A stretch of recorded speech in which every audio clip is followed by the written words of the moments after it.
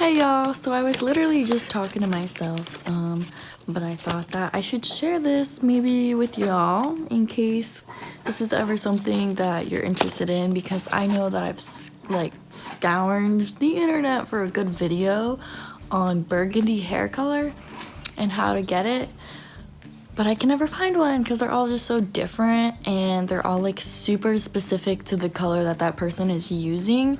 So I'm just gonna break it down for y'all what I've been doing to try and find like the perfect red for me. So as you can tell, my hair is slightly red right now.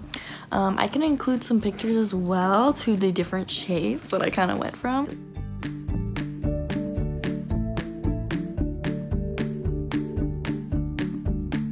As you know, color-wise, it's always easier to go darker than it is to go from dark to light.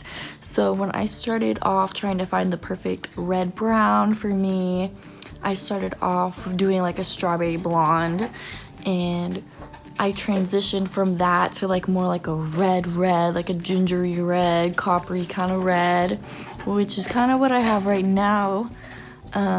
This color was actually a demi-permanent ion color brilliance, like the cream dye, so it's washed out a bunch, but it's still really similar to the color that it started off at. My natural hair is dirty blonde. Before this, my hair was like my natural dirty blonde color, and then the tips were like bleached blonde because I used to have bleach blonde hair and I was transitioning out of that, and I wanted to stop using bleach, so I'm going with red. We're going red. And I'm just kind of been figuring out what's going to be a good red for me. I really like the strawberry blonde, but I want to do something a little bit darker because I've never had a darker hair color before. So I definitely suggest figuring out if your natural hair color is warm colored or cool toned before you move forward with this, because red is such a tricky color. You do not want it to turn out orange, okay? I don't want that to happen to you. So this color might not be the best for everyone, but I found for me, I have like a little bit more warm toned natural hair color. It is like an ashy blonde, which people say, oh, that's cool toned, but mine has like these golden undertones. So I'll just show y'all the color that I'm gonna be using today. It's a medium burgundy brown color. It's the 4RV, and it is a demi-permanent. I chose this one because I really liked the Wella, what was it, like RG, 4RG color, but it's a permanent shade, and I don't want to be stuck in something that I might not like, you know what I mean? So, and plus I really like how the demi color washes out and it just kind of like turns into this lighter, more natural looking color, because these often are a little bit more pigmented. So when I do this, I feel like it's gonna be a lot more red than I want, but as it washes and fades out, it's gonna like be perfect. But you can see that my roots are like really grown in, so you can kind of see my natural color here.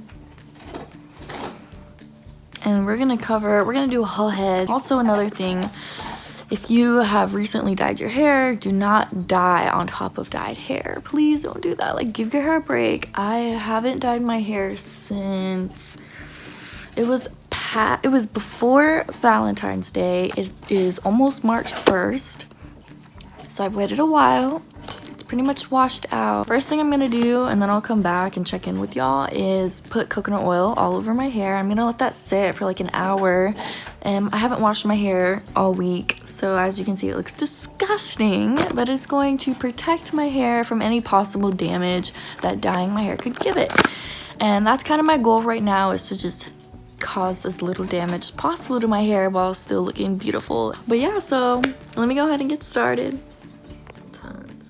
And so now I'm gonna try the 4RV Violet and see how it goes. I'm just gonna mix it with my 20 volume developer.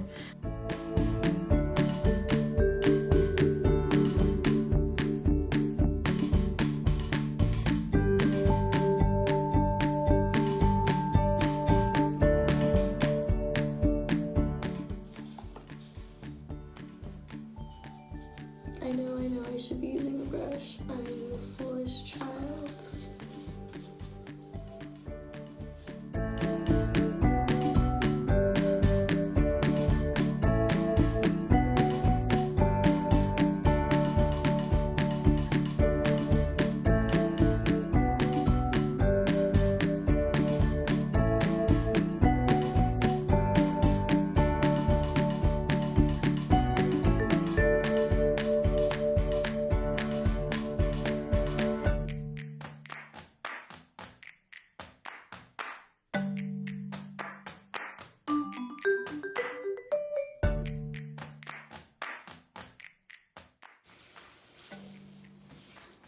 If my hair turns out purple, I'm suing.